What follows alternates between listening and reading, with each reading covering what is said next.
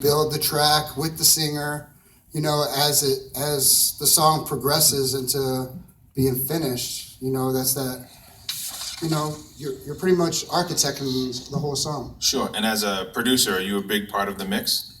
Oh yeah. I mean, yeah, you gotta tell the mix engineer, hey, I want that snare louder, I want that kick fatter, or I want, my synths on the left, on the right, or whatever.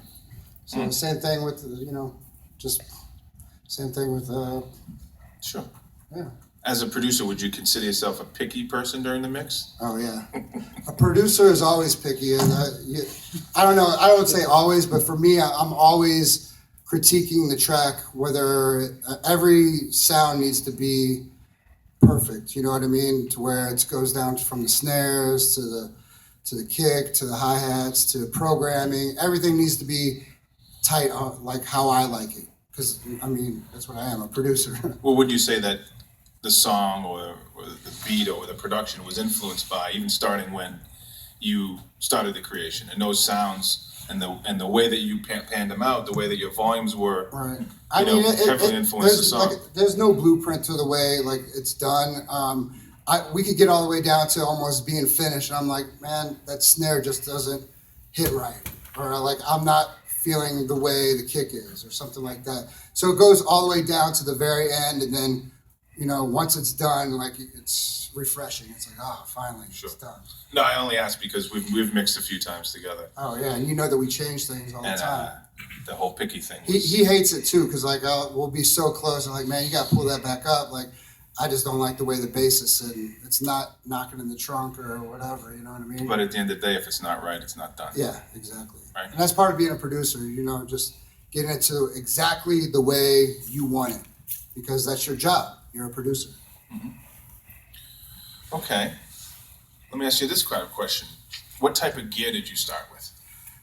Not so much DJing, but more from DJing, my first thing was like a 4-track, a cassette 4-track, and I would just start, recording samples and stuff like that. And then that went to the drum machine. So wait, you would build? You actually had a 4-track. Yeah, I had a 4-track. I never knew this. I had a 4-track. And you would build off of your turntables. Yeah, like I had a small, like Elisa's drum machine, and then I would scratch the loops that I would find on records, or, because I didn't have a sampler back then, so we had to do what we had to do, like pretty much go through James Brown records, and I already had the drums, and I would just 4-track, record this in, and bring it back, record this in, and just constantly do that. And then one of my friends said, hey, I was living in Overland at the time, and there was a skating rink called Saints, and they had a studio in it. And we went in there, and they had a drum machine called the MPC 60. And this was like the most amazing thing that I've ever seen whenever I seen it. It did everything that I was trying to do. And so that was like my first piece of gear after that. And then keyboards came. Do you remember the sample length on the MPC 60? It was a 5-second. So yeah, 5 seconds. You had 5 seconds, and then sometimes those loops wouldn't even fit in 5 seconds, so you had to take the record, the turntable, and speed it up, like put it on 45, and then once it's in the MPC, you slow it down in the MPC just to fit that 5 seconds. There was a bunch of tricks we had to do, and it was mono, so it wasn't stereo. There was a bunch of tricks But the limitations, you didn't know any better. No, I mean, yeah, it made us work, and it made us creative. Sure. What any type of keyboard you started with back then? I think we had the Kirkswell back then in the studio. My favorite to this day, my mom financed Trinity, and to this day, I still have it. I made country grammar on it, and it's my controller. As much as I don't like it now, but it's still there. It reminds me of the struggles where I came from to now. Speaking of that Trinity, what other type of synths or keyboards do you own? I love Moogs. I'm a big fan of. I have a mini Moog Voyager, Source. I have so many Moogs. I just love the way they sound. They're real. The bass is real heavy, and synths are endless. Like, make so many weird sounds and do crazy things with it. What else do I like? Do you have any vintage? Oh yeah, keyboards? Moogs. Yeah, all my Moogs are vintage, and then I have sequential circuits. I have Oberheims. I have so many different.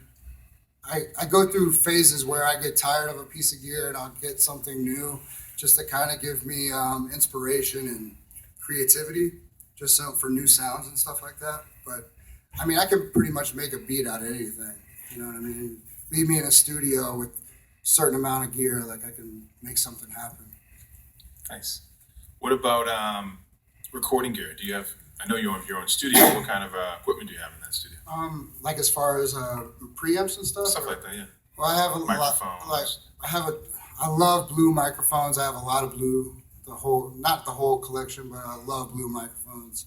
What do you like about them? There's different reasons for different things. Any of them your particular favorites? The bottle is my favorite. The big bottle is definitely just because the heads are interchangeable to your situation. Who bought their bottle first? You or me? I bought mine first. You sure? Positive. I think I bought mine first, and you bought yours because you like the way it sounds. I did. Yeah. I did.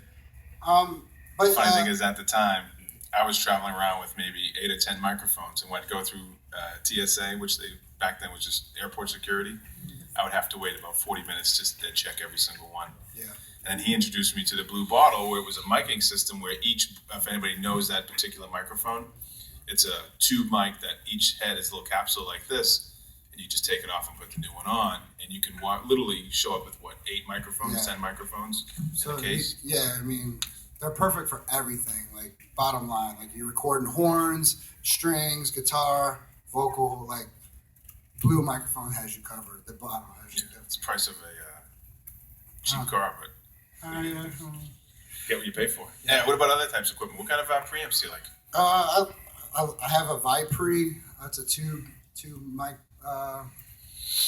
mic pre, and I really love the APIs, just because it's so simple and it's pretty true. It's not a tube, solid state. It's just accurate. I feel like it doesn't put any color onto your sound. So what you're already putting into it, it just kind of enhances it a little bit. So you notice a difference between the different styles of mic pre's, tube, solid state, even the different manufacturers of different solid state preamps? No. Really? Come on. Do I know the difference? No, I'm saying you notice the difference. Oh yeah, I do. Yeah, I definitely notice preamps, a difference. yeah. But as far as like the actual the manufacturing of it, Oh no! I'm talking about sonically.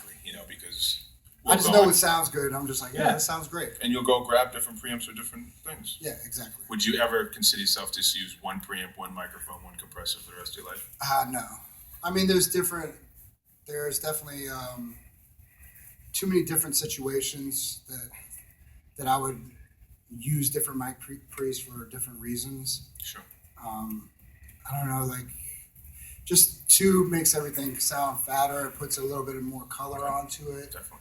Than a solid state. A solid state is just really clean. But like if you're trying to get that real bottom bass and heavy, low end, then I'll go through a tube. And you mentioned that Vipre mic pre. That's a great preamp. Yeah. It's variable impedance. It just sounds different every time you hit it. I don't know the exact technological. I don't either, but I'm sure some of the guys here do. Yeah. So that's why I like it. Yeah, of course. What about a favorite vocal chain? Do you have one of those? They're Lately, always evolving, but lately I've been using the 1176. Really? And sometimes 1176 or LA2A and Neve. Not Neve, I'm sorry, the API. Yeah. What about your mic? The bottle? Still in the bottle. Do you have a particular capsule you like? I think the D6 is what it called? D6? Yeah. Cool. 1176. Yeah. I love that. Every time I give them sessions, there's like 1176 all over the whole thing. Yeah. I just say it because it's one of those compressors, and we have one downstairs in Studio X that I don't know. If you're not really paying attention, things can go horribly wrong with it. Very true, but it also makes it's a great sounding compressor. I think it's great sounding, and then not only that, but the way you can really pump things up and still get a distortion, but still sounds great. Sure. Switching gears a little bit, what about virtual instruments? Do you mess with those at all? I just recently got the Machine Studio, and I'm in love with that as of right now. But I do have a lot of stuff that I've been using. Virtual Moogs,